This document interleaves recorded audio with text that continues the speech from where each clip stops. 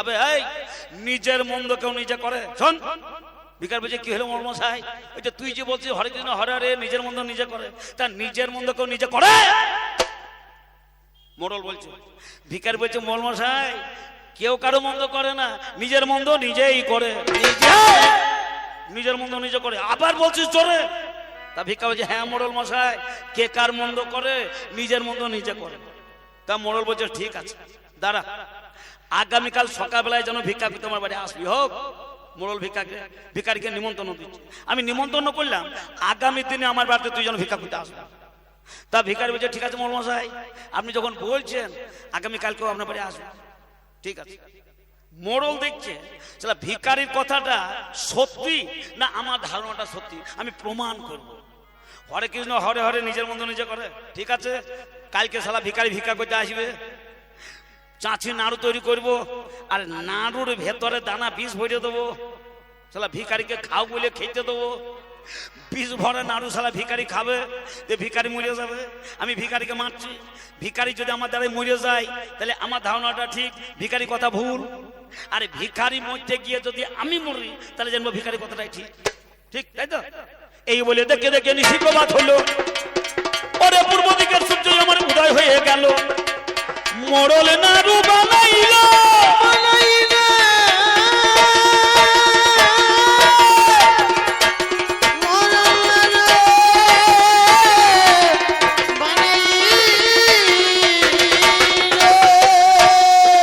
মোড়ল নাড়ু বানাইল অতি যতন করে, নাড়ুর ভেতরে বিষ দিল ভুজে, রেখে দিল চারটে নাড়ু অতি যতন করে। ওরে ভিকারি ভিক্ষা করতে আসবে আমার ঘরে, দেখে দেখে দুপুর বেলা যাই না হয়ে যায়। ওরে ভিক্ষা করতে ভিকারি মোড়লের বাড়ি যায়। হ্যাঁ চলে এসেছে মোড়ল মশাই, ভিক্ষা দাও ভিক্ষা দাও, মোড়ল ভিক্ষা দাও ভিক্ষা দাও,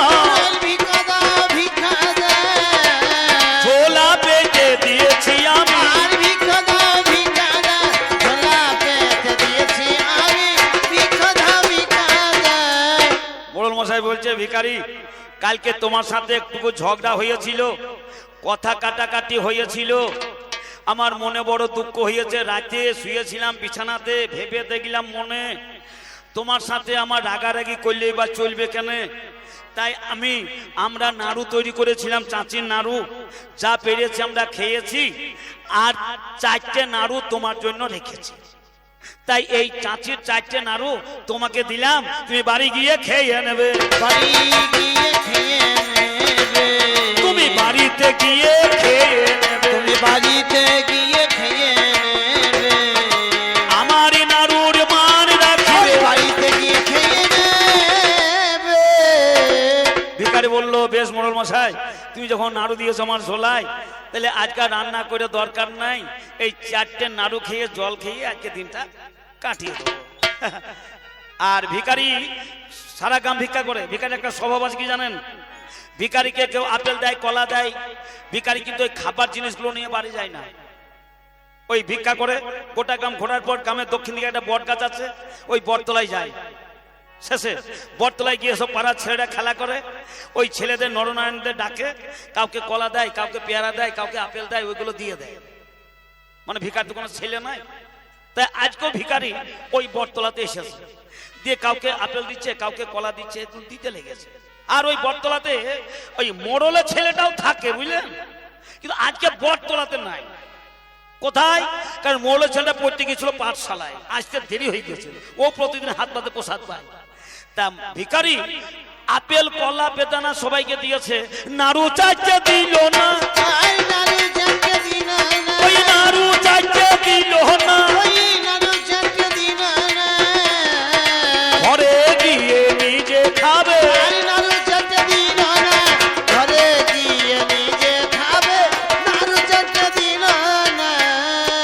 সব দিল, নাড়ু চারটে দিল না। ভিখারি খাবে বাড়তে গিয়ে, নাড়ু চারটে ঝোলাই ভরে আল্লাহ ধরে ভিখারি ফিরে যাই নিজের ঘরে ধীরে ধীরে।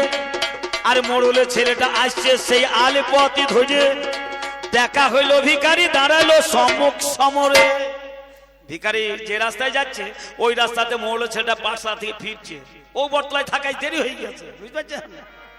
তা ভিখারিকে দেখে ওই মোড়ল ছেলে হচ্ছে ওদেরকে দিলে আমায় দাও, ওদেরকে প্রসাদ দিলে আমিও থাকি আমিও পাই, আজকে নাই দেরি হয়ে গেছে রাস্তায়, তা আমাকেও দাও।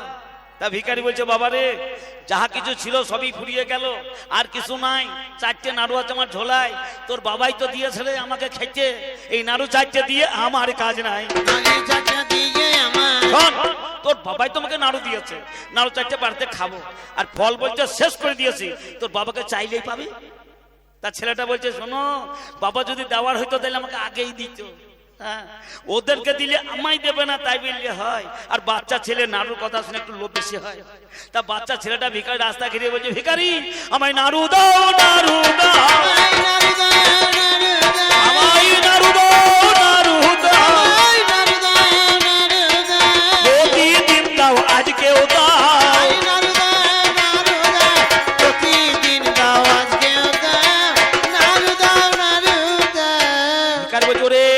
তোর বাবার ঘরে আছে ওখানে চাইলেই পাবি। ছেলে তখন সাহসে গেছো, আমার বাবার দেওয়া নাড়ু তুমি আমাকে না দিয়ে চলে যাবে, ভেবেছো কি? এই বলে মোড়লের ছেলে চুরি করে রাস্তা ঘিরে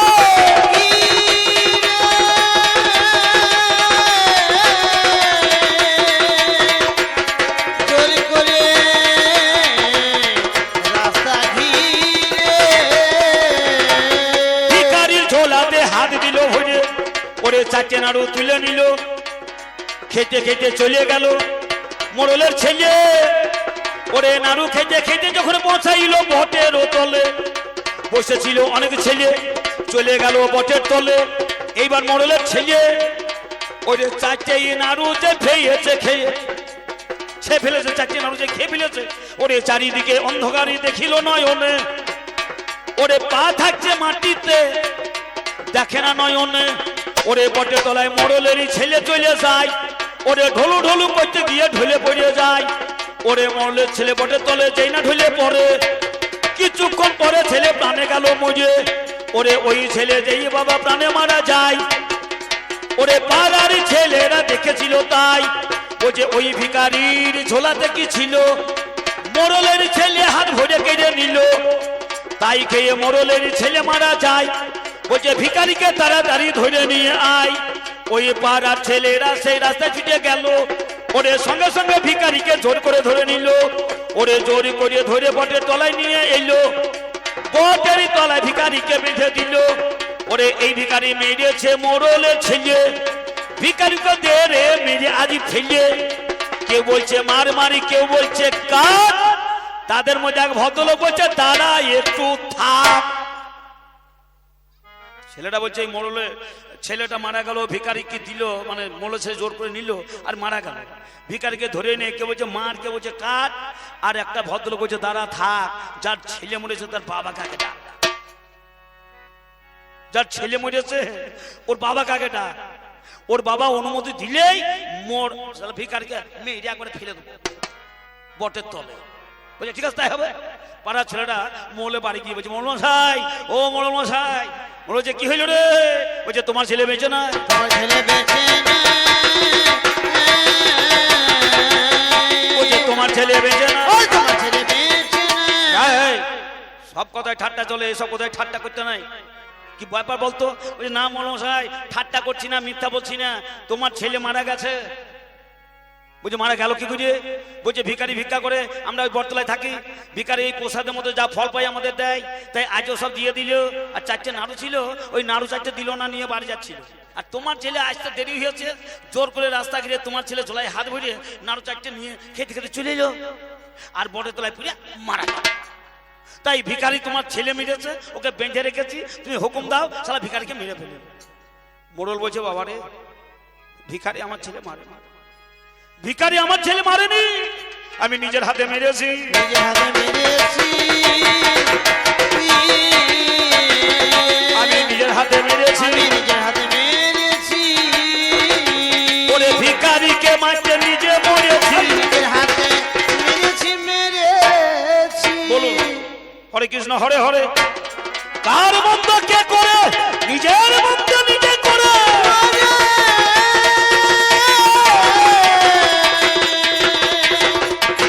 নিজে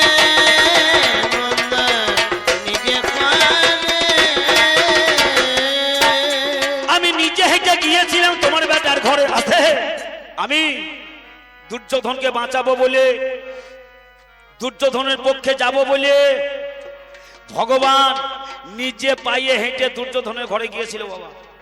আগে হ্যাঁ, ভগবানকে কে পেতে চায়? ভগবানকে কেউ পেতে চায়? সবাই পেতে চায়। ভগবানকে পেতে গেলে কি করতে হবে? ভগবানকে পেতে গেলে কি করতে হবে? আগে নাম পরে নাম, আগে নাম পরে না, আগে নাম পরে নাম, আগে নাম পরে না, তবে পাবে ওই ভগবান। আগে নাম পরে নাম, তবে পাবে ওই ভগবান, আগে নাম পরে না। যদি পেতে চাও ভগবান, আগে নাম পরে নাম, তবেই পাবে ভগবান। তাহলে আগে নামুন পরে নামুন। কোথায় নামবেন? আগে অহংকারের আসন থেকে নামুন, অহংকারের আসন থেকে নাম, আগে নাম পরে নাম, সাধুগুরু বৈষ্ণবের চরণ তলে নাম, তবেই পাবে ভগবান। আচ্ছা, একটা বড় মাটির কলসি, বড় মাটির কলসি, আর তার পাশে একটা নামানো আছে একটা ছোট্ট গ্লাস। আচ্ছা বলুন তো কোনটা বড়? ওই মাটির বড় কলসিটা বড় না ছোট্ট গ্লাসটা বড়? গুণগত মান কার বেশি গো? কলসিটার মান বেশি না ছোট গ্লাসটার মান বেশি? ছোট গ্লাসটার মান বেশি। কেন? জলপূর্ণ কলসি যতই বড় হোক, কলসি থেকে জল যখন গড়াতে যাবেন, ওই বড় কলসি দেখবেন ছোট্ট গ্লাসের কাছে মাথা নত করবে। গ্লাস কিন্তু কলসির কাছে মাথা নত করে না, বড় কলসিটা ছোট গ্লাসের কাছে মাথা নত করে। আর গ্লাস যেমন সোজা হয়ে থাকে। আগে হ্যাঁ, আপনি যতই মহান যতই বড় হন না কেন, ওই যে ছোট গ্লাস, ছোট, আমাদের সমাজের বুকে যারা ছোট, যারা ঘৃণিত, যারা লাঞ্ছিত, যারা বঞ্চিত, যারা প্রতারিত, অমানি না মানো দেন, তাদের মান দিতে শেখো গো, মান দিতে শেখো গো, বেশি মান দিতে শেখো গো। মান দিতে শেখো গো, তুমি আমার কথাটা মাথায় রাখো গো। ওই মান দিতে তোমার ছেলে দুর্যোধন দুর্যোধন,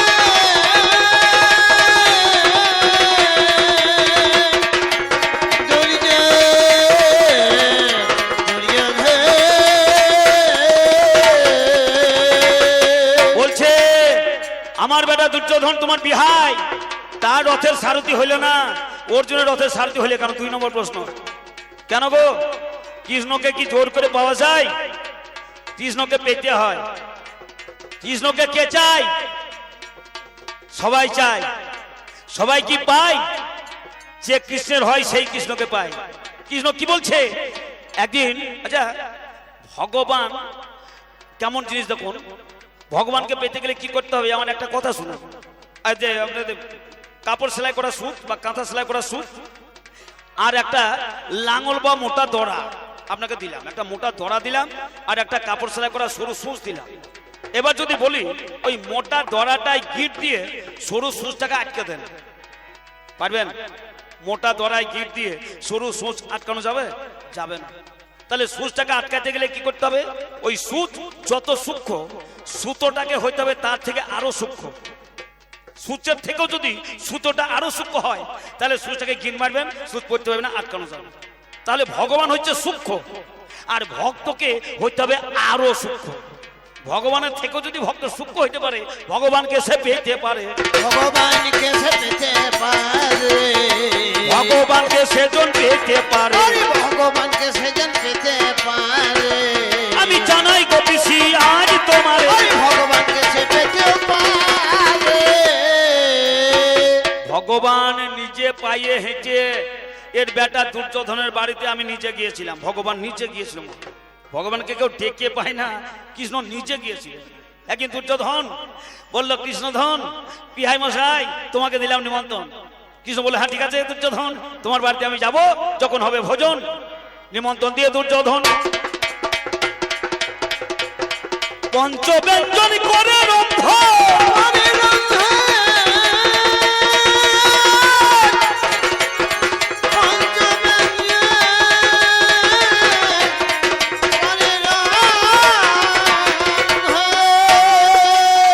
ওরে মনে মনে ভাবে অহংকারী দুর্যোধন, আমার বাড়িতে আসবে কৃষ্ণ, ওকে করবে অপমান। ওরে প্রতিশোধী নেবই আমি আজকে সমান।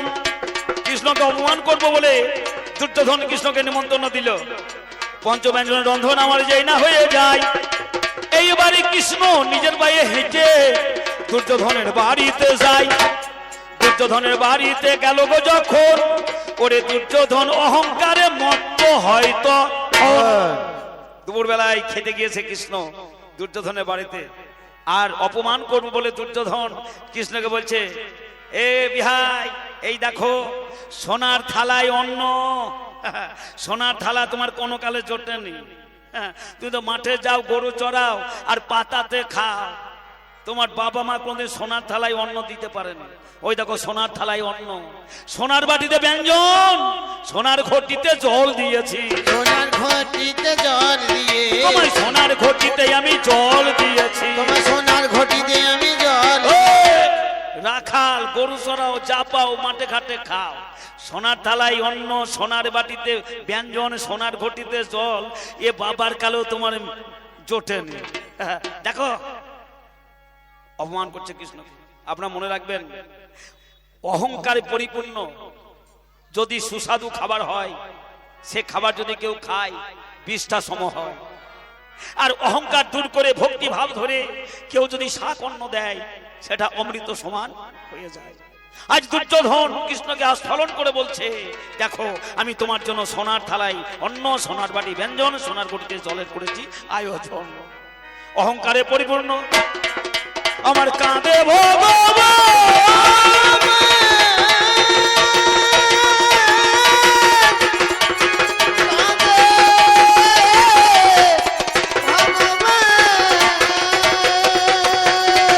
কেমন করে ওই অন্ন করিবে ভক্ষণ ভগবান। এইবারে কৃষ্ণ বলছে, দুর্যোধন রে, ওই খাবার খাবো না কই আমি, ওরে অনাহারে আজকে চলে যাবো আমি। এইবারে দুর্যোধন কৃষ্ণকে কয়, আমার খাবার না খেয়ে শালা যাবে হে কোথায়? তোমাকে ধরে বেঁধে খাওয়াবো।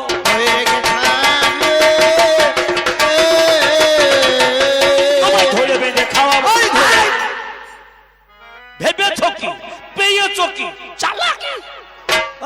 আমার খাবার না খেয়ে তুমি চলে যাবে, ভেবেছ কি? শালাকে ঘরে ভরে জোর করে ধরে খাওয়াবো। দুর্যোধন কৃষ্ণ ধরের গলা ধাক্কা দিতে দিতে বলছে, শালা রাখাল, তুমি এই ঘরে ঢুকে থাকো হে। ঘরে ঢুকে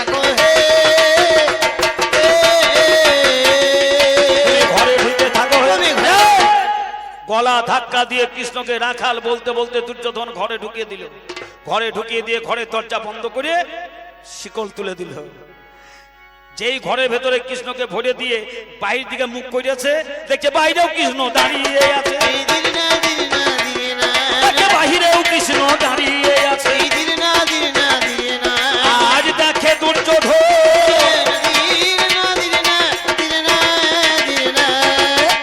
দুর্যোধন বাইরের দিকে মুখ করে যে ফিরে আসছে, দেখছে বাইরে কৃষ্ণ দাঁড়িয়ে আছে। দুর্যোধন অবাক, কিছু ব্যাপার কি? এই রাখালকে ঘরের ভেতরে ভরে দিলাম, শিকল তুলে দিলাম, বোধহয় বগলের ফাঁক দিয়ে চলে এসেছে, হইতেও পারে। নিশ্চয় তাহলে ঘরে নাই। বাইরে কৃষ্ণকে দেখে আবার যেই ঘরের দরজার ফাঁক করে বলছে, কৃষ্ণ আছো? কৃষ্ণ বলছে, আছি। ওরে বাইরেও কৃষ্ণ, ঘরেও কৃষ্ণ। বাইরেও কৃষ্ণ, ঘরেও কৃষ্ণ। আমার দেখে দুর্যোধন। বলুন, বাইরে কৃষ্ণ, ঘরে কৃষ্ণ, তাও কিন্তু দুর্যোধন বুঝতে পারলো না যে কৃষ্ণ যে সে বিহাই নয়, এ হচ্ছে স্বয়ং ভগবান। আমি দুর্যোধনকে ধরা দিতে গেলাম, দুর্যোধন ধরতেই আমায় পারলো না।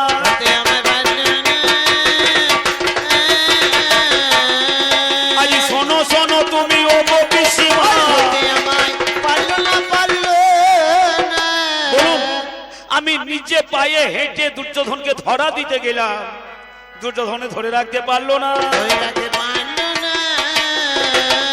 আজ অকারণে আমায় দোষ দিও না। দুর্যোধনের খাবার ফেলে কৃষ্ণ চলে এলো।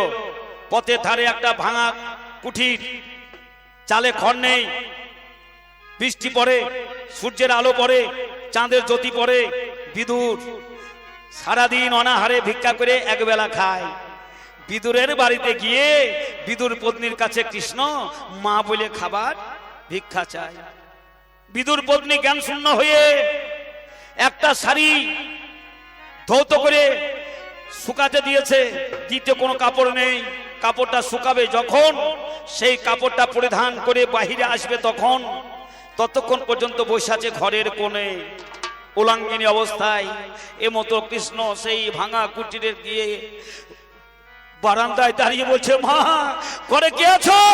আমায় খেতে দাও, খেতে দাও, আমায় খেতে দাও, খেতে দাও, আমায় খেতে দাও, খেতে দাও, আমায় খেতে দাও, খেতে দাও, বড় খিদে পেয়েছে আমার, খেতে দাও, খেতে দাও, বড় খিদে পেয়েছে আমার, খেতে দাও, খেতে দাও। ঘরের ভেতর বিদুর পত্নী বসেছিল উলাঙ্গিনী।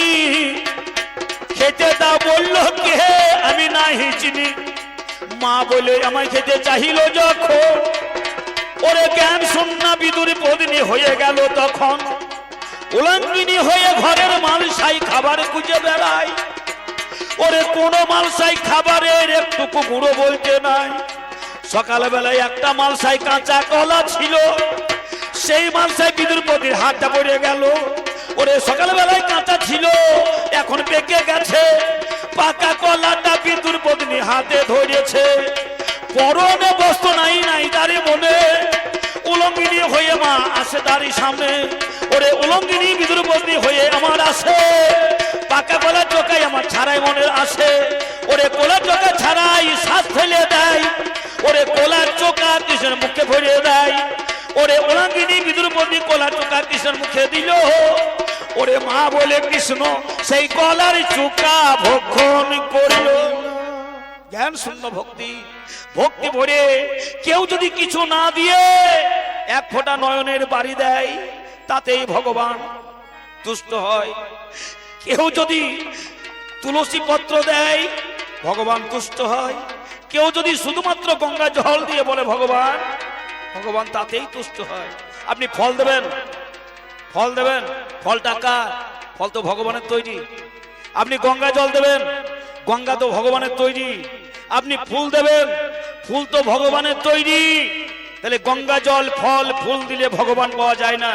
আপনি সেইটা ভগবানকে দেন যেটা আপনার থেকে হয় তৈরি, যেটা আপনার থেকে তৈরি হবে। সেটা কি? ভক্তি। এই ভক্তিটা হবে আপনার হৃদয় থেকে। ওইটাই ভগবান পায়, ওইটাই ভগবান চায়। আর ভক্তের ভক্তিটাই ভগবান খায়। আর ফুল ফল বেকার দেওয়া হয়, সবই তো ভগবানেরই। আপনারটা দেন, গঙ্গা জল নয়, নয়নের জল দিয়ে কেউ যদি বলতে পারে ভগবান আমি তোমার প্রতি এটা অর্পণ করলাম, বোঝের কেষ্ট তাতে হয় তুষ্ট। হয়তো তাতে হয় তুষ্ট। তাতে হয়তো তাহলে ভগবান কেমন দেখলেন? আমি আমি যার তার বাড়ি যাই না রে, আমি যার তার বাড়ি যাই, আমি যার বাড়ি যাই না রে, আমি যার তার বাড়ি যাই, আমি যার তার বাড়ি যাই না রে, আমি যার তার বাড়ি যাই, আমি যার তার বাড়ি যাই না রে, আমি যার তার বাড়ি যাই। আমি যার তার বাড়ি যাই না, আমি যার তার বাড়ি যাই। ভগবান ভক্তের, ভগবান ভক্তের বাড়ি যায়। আমি যার তার হাতে খাই না রে, আমি যার তার হাতে খাই, আমি যার তার হাতে খাই না রে, আমি যার তার হাতে খাই, আমি যার তার হাতে খাই না রে, আমি যার তার হাতে খাই। আমি যার তার হাতে খাই না রে, আমি যার তার হাতে খাই। তবে শোনো শোনো গান্ধারী, আজি শোনোই আমার কাছে, আজি সত্য কথা জোড়া গাথা নয় কই আমার মিছে। বলছে কৃষ্ণ কৃষ্ণ তিসা কৃষ্ণ, তুমি কোন কৃষ্ণ হও? পরে আমার কৃষ্ণ তুমি আমায় বলে দাও, তুমি আজকে কুরুক্ষেত্র কৃষ্ণ। কৃষ্ণ কুরুক্ষেত্রে কৃষ্ণ। বলছে কৃষ্ণ কৃষ্ণ তিসা কৃষ্ণ, তুমি কোন কৃষ্ণ? এটা মিথ্যা কথা, এটা ভুল কথা। তিনটে কৃষ্ণ নয়, 4 প্রকারের কৃষ্ণ আছে। শোনো না মহাশয়, কৃষ্ণ 3 প্রকারের, 4টে কৃষ্ণ। আপনারা যে মহানাম করেন, হরে কৃষ্ণ কৃষ্ণ কৃষ্ণ হরে হরে হরে রাম রাম রামে হরে হরে চাইতে কৃষ্ণ হয়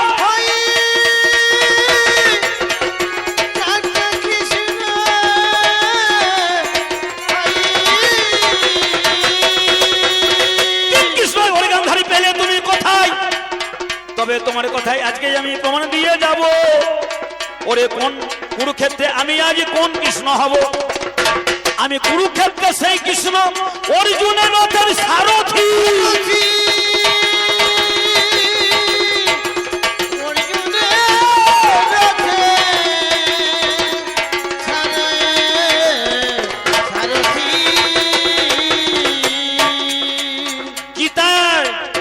গীতায় যে কৃষ্ণ যার মুখনিসৃত বাণী থেকে গীতার জন্ম হলো, সেই গীতার কৃষ্ণ হলো আজকে আমি সেই কুরুক্ষেত্রের কৃষ্ণ।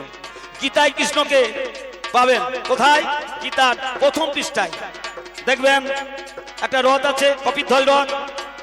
রথে হনুমান বসে আছে হাতে ধ্বজা ধরিয়ে, আর অর্জুন দাঁড়িয়ে আছে গান্ডীব ধরিয়ে, আর কৃষ্ণ দাঁড়িয়ে আছে কি করে রথ চালাচ্ছে মনে পড়ছে গীতার ছবিটা? গীতায় আছে যে কৃষ্ণ আমিও হলাম সেই কৃষ্ণ, ওরে পিসি তুমি শোনো আমি অর্জুনের সারথি।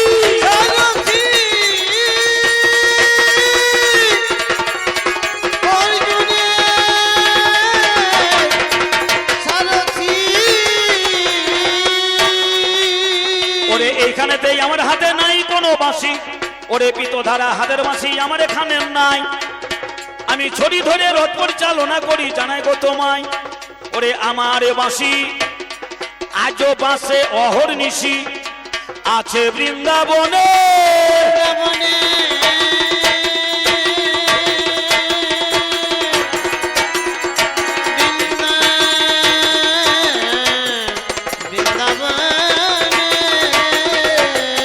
ওরে পিতধারা জন্ম করে রেখেছি সেখানে, ওরে যার যেমন কানে সে তেমন শোনে। আমার বাঁশি বাজে অহর্নিশি দিন। আজ ওরে পিসি এই কৃষ্ণকে চেনার থাকলে ওরে বললো তুমি কবি গানে শুনলাম আমি কানে। আমি অর্জুনের রথের সারথি হইলাম কেন? অর্জুনের রথের সারথি কেমন করে হইলাম আজ জবাব দিতে এবার আমি দাঁড়িয়ে আজ গেলাম। তাহলে ওর বেটা দুর্যোধন হচ্ছে আমার বিহাই, এদিকে অর্জুন হচ্ছে আমার বন্ধু মানে সখা। তাহলে দুই পক্ষে লড়াই। অর্জুন বলছে কৃষ্ণ তুমি আমার পক্ষে এসো, ওর বেটা দুর্যোধন বলছে বিহাই তুমি আমার পক্ষে এসো। আমি কোন দিকে যাব বলুন তো? ওর বেটা দুর্যোধন বলছে আমার দিকে এসো, ওর বেটার শত্রু অর্জুন সে সখা বলছে কৃষ্ণ আমার দিকে এসো। আমি কি বললাম? আমি বললাম আগামীকাল দ্বারকায় আমি নিদ্রায় থাকবো। ওই নিদ্রিত অবস্থায় যে আগে যাবে, নিদ্রা ভেঙে যার মুখ আগে দেখব আমি তার পক্ষে যাব না। তাহলে আগামীকাল দ্বারকায় আমি নিদ্রায় থাকবো, যে আগে দর্শন করব যাকে আমি সারথিগিরি করব তার রথে। এই কথা হয়ে গেল। ওরে পিসি শুনে চলো, দেখতে দেখতে নিশি নেমে এলো।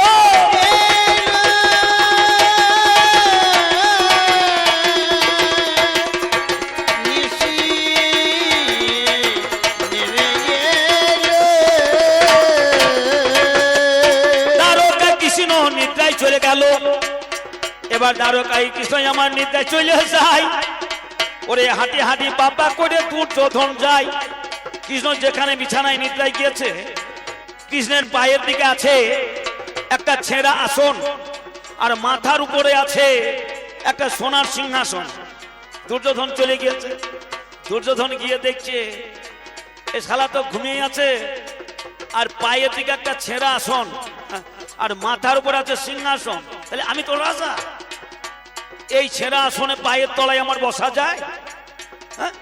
এ কালো কচুর পায়ের তলায় আমায় মানায়? আমি ওই মাথার উপরে সিংহাসনেই বসে যাই। এই বলে দুর্যোধন ওই মাথার উপরে সিংহাসনে বসে গেল। কিছুক্ষণ পরে অর্জুন চলে এলো। ওরে কৃষ্ণের পায়ের তলায় ছেঁড়া আসন ছিল। ভক্ত কোন দিকে লক্ষ্য থাকে? ভগবানের দিকে লক্ষ্য। ভগবানের চরণ